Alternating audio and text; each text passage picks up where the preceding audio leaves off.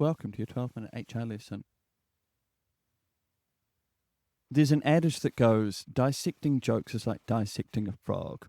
No one laughs and the frog dies. In this episode, we're going to dissect jokes so that we can understand why comedians tell risky jokes and what that can tell us about how we think about risk in our jobs. So let's go.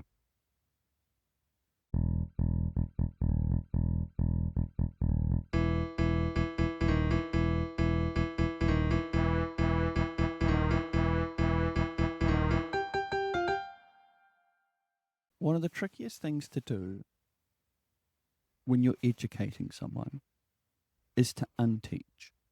And we see this occasionally with our courses. And where I see it the most is in risk. When someone comes into our risk course, they have a pre-existing idea of what they think we're going to talk about. And before I get there, I have to undo what they have come in the door with so that I can teach them the ideas differently. Because if I don't, it's like painting over blue. You end up with a totally different color. So you have to undo what's already there so that you bring in this different picture you want to paint in their head. So to get to how I want you to rethink about risk, I want to talk to you about comedy. I like to bring a bit of theory and a bit of intellectual ideas, just to get a little bit of a taster, just something for you to think about, something for you to learn, even if it's not about HR. And the interesting thing, and I find this fascinating, so hopefully you do too, there actually is a science to comedy, why things are funny. There's three main theories, but one of them is, by and large, the most useful for explaining why things are funny and why we find things funny. And that is the incongruity theory. The best way to think about the incongruity theory is that it's like a magic trick. What it does is it sets up an assumption in your head that you instinctively think of, and then it suddenly snaps it and takes it in a totally different direction that you weren't expecting, to which your subconscious goes, oh, I misunderstood that. Isn't that funny? For some reason we find it funny. That sudden change, that magic trick of, oh, I thought it was in the right hand, now it's in the left hand. That for some reason makes us laugh. I'll give you an example. I want to die peacefully in my sleep like my grandfather. Not like the three other people in the car screaming in terror. To dissect that joke, what it does, that the initial setup says, picture a man lying in his bed, passing away peacefully. Oh, it turns out he's not in his bed, he's in a car, and it's a car crash. That's essentially how all jokes go. Now I want to talk to you about comedic styles. Roughly speaking, this is amongst stand-up comedians, but also amongst us everywhere else. There's two ways of going about your jokes. There's either playing it safe or being edgy. Playing it safe is Christmas cracker jokes. It's dad jokes. It's how much does a pirate pay for earrings? Nothing that is controversial, but that same structure of misdirection and then the switch.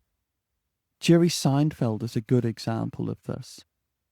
Safe, reasonable, nothing edgy about Jerry Seinfeld's jokes, but his polish and his structure and his misdirection is fantastic. Now you compare that to edgy comedians who are much more controversial in how they do that. One of my favorite jokes of all time is by Ali Wong. And I'm not going to repeat the whole joke, but it's highly structured. And the punchline of the joke is that beard for fashion or just for warmth? The bones of the joke are reasonably straightforward. Someone can have a shaggy beard because they're a hipster or because they're homeless. But the joke in itself is highly edgy, really pushes that line of what you feel comfortable listening to. And in no part that is because who she is and how she delivers it. But here's an undeniable reality about telling edgy jokes. they can go wrong. So why do people tell edgy jokes?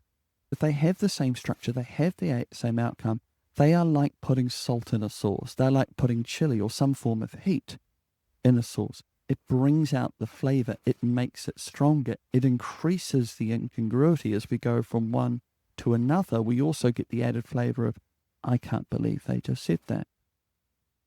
Why do comedians do this? Why do people do this? It's riskier jokes. A risky element to the joke makes the joke funnier. But on the other hand, it comes with higher risk. So what does this have to do with HR? What does that have to do with organization?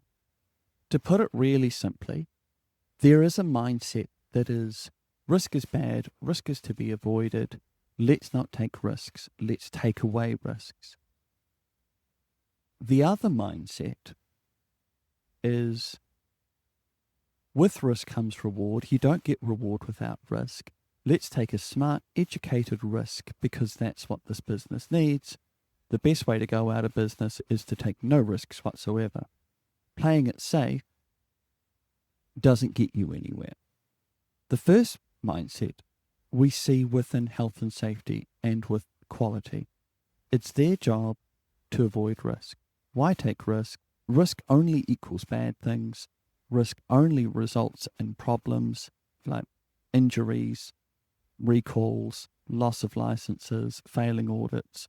Therefore, all action should be taken to mitigate risk. The second mindset we see in sales, well, if we don't try new things, if we don't try new products, if we don't do something different, we're going to end up doing the same thing and slowly atrophy our way out of business. Which one are we? The short answer is we can be both or neither or somewhere in between. But it's important to recognize sometimes the business wants us to be the first one. Sometimes the business wants us to get on board with the second one. And we need to understand our role at certain times. And I'll give you some really clear examples. A situation I've dealt with many times.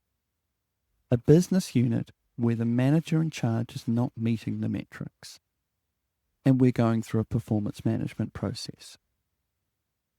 From a purely compliance point of view, if I'm only looking at the question of mitigating any risk of making some errors that their lawyer or representative or advocate could seize upon and raise and utilize in a personal grievance that is potentially going to cost us money, if I take that mindset, then I'm playing it very cautiously, I'm playing it very carefully, and I'm mitigating any risk that my legal opposition can identify and exploit against me.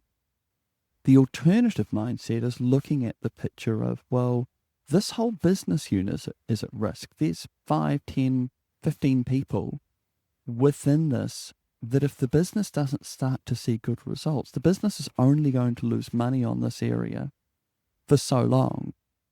And either it will go out of business or it will be shut down prematurely, in which case I'm putting everybody's jobs at risk. So I kind of have to be looking at it from both points of view.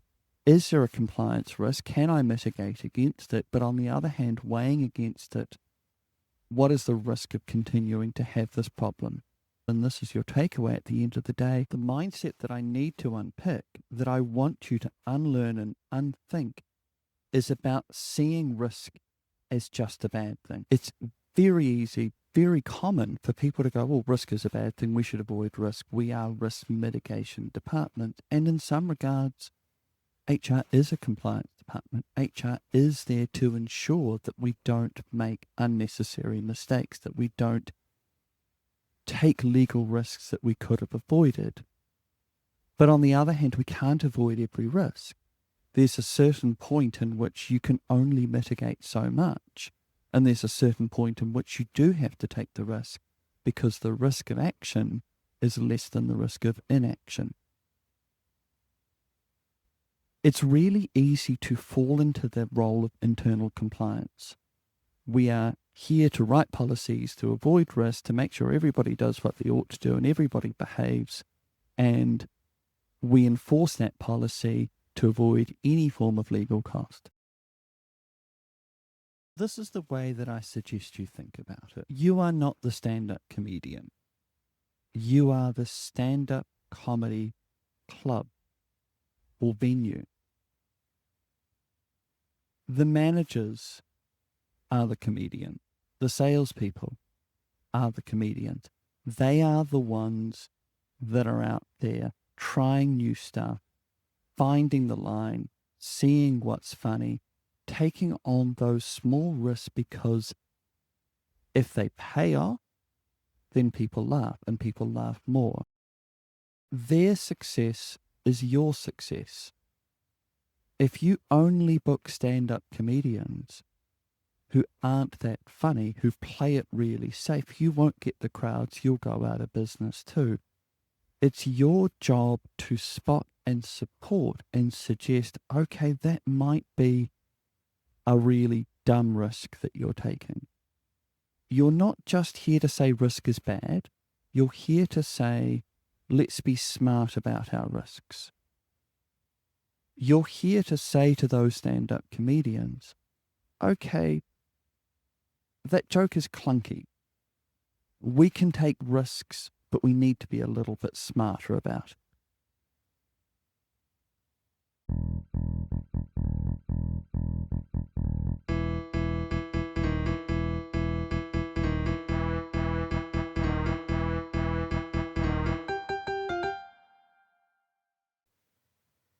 When I started prepping for this episode, I wanted to talk about Bill Hicks.